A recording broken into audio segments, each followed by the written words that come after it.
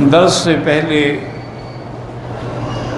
میں اپنے تمام احباب کا، اصحاب کا، طلباء کا، علماء کا، اصحاب مدارس کا، مہربانوں کا شکر گزار ہوں کہ انہوں نے میری اہلیہ کی وفات کے صدمے میں الحمدللہ شراکت کی اور پوری طریقے سے اخلاص سے انہوں نے دعائیں کی اور ان کو ایصال ثواب کیا۔ اللہ تعالیٰ اس کا بدلہ ان کو دنیا و آخرت میں عطا فرمائیں گے۔ یعنی میں خود سچی بات یہ ہے کہ میں سمجھتا ہوں کہ یہ میری بیوی کی نیکیوں کا بدلہ ہے، خدمات کا بدلہ ہے کہ بچپن سے لے کر موت تک اس نے طلباء کی، علماء کی، حجاج کی، مہمانوں کی خدمت کی اور 50 آدمیوں کا کھانا اکیلے پکا کے ان کو کھلانا، تقسیم کرنا۔ اور پھر میرا ساتھ تو اس کا بچپن کا ساتھ ہے، ہم تو اکٹھے کھیلے ہیں، میرے چاچے کی بیٹی تھی، یعنی ہمارا بچپن ہی اکٹھے گزرا۔ تقریباً یوں سمجھیں کہ 70 سال کی رفاقت جو ہے میری ٹوٹ گئی۔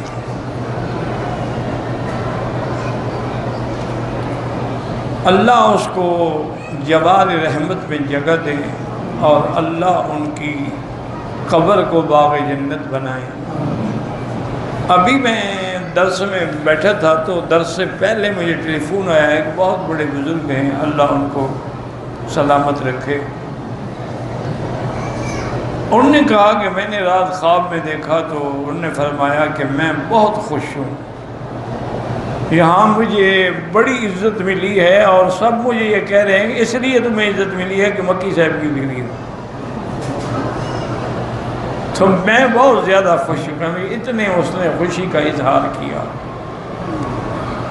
اور میں خود بھی یہ بات نہیں سمجھ سکتا تھا کہ میرے احباب، میرے دوست، میرے متعلقین اتنی مہربانی کریں گے کہ پاکستان میں نہیں، پاکستان پوری دنیا میں کوئی مدرسہ نہیں جہاں اس کے لیے ایصال ثواب نہیں ہوا۔ بہت سارے مدارس نے مجھے ٹیلی فون کیے کہ حضرت ابھی ان کا دفن نہیں ہوا لیکن ہم نے 2 لاکھ دفعہ کلمہ پڑھ کے ان کی روح کو بخشایا۔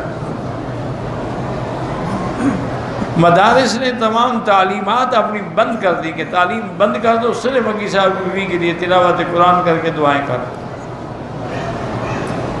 تو اللہ ان کو جزائے خیر دے، میں کیا ان کو بدلہ دے سکتا ہوں؟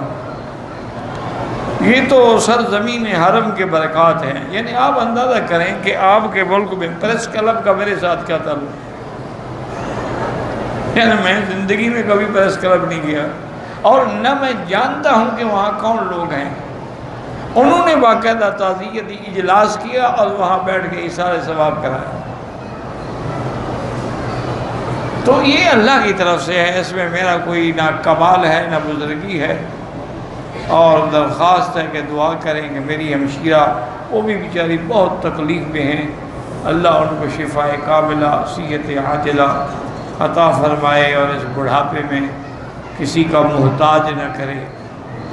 انہوں نے بھی بڑی خدمت کی ہے، تصور نہیں کر سکتے ہیں آپ۔ ابھی اسی رمضان میں میری بیوی بھی اور میری ہمشیرہ بھی دونوں معذور ہیں، ویل چیئر پہ ہم لاتے تھے، وہ تراویح پڑھنے کے لیے حرم آتی تھی۔ اچھا، تراویح ختم کر کے پھر مسجد میں پہنچاؤ، ہم تہجد بھی پڑھیں گے، اور ویل چیئر پہ ہیں، دونوں ویل چیئر پہ۔ تو یہ جس کو اللہ چاہے، ایسے بھی لوگ ہم نے دیکھے ہیں جن کو قرآن پڑھنا نصیب ہی نہیں ہوتا، سننا بھی نصیب نہیں ہوتا۔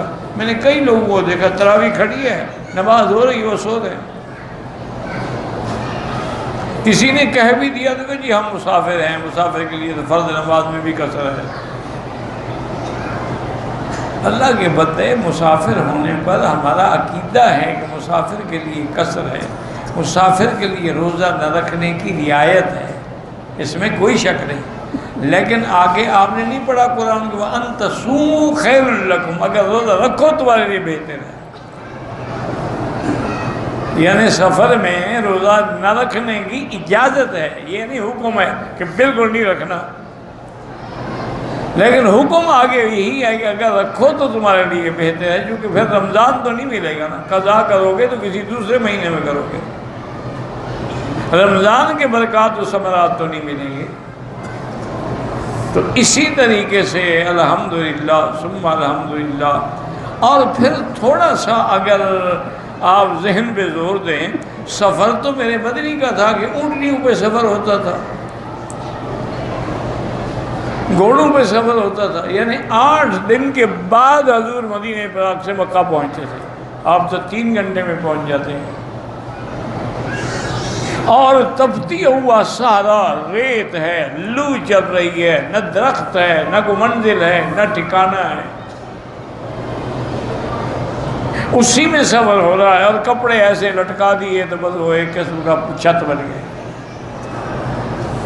اس نے کتنا دھوپ روکنی ہوتی، آپ کے لیے کیا، آپ تو جی ایئر کنڈیشن ہوائی جہاز میں بیٹھتے ہیں ماشاءاللہ، ایئر کنڈیشن بسوں میں تشریف لاتے ہیں، ایئر کنڈیشن ہوٹلوں میں قیام فرماتے ہیں، اور جناب 5 سٹار ڈشز جو ہیں وہ تناول فرماتے ہیں۔ آپ کا کیا سفر ہے؟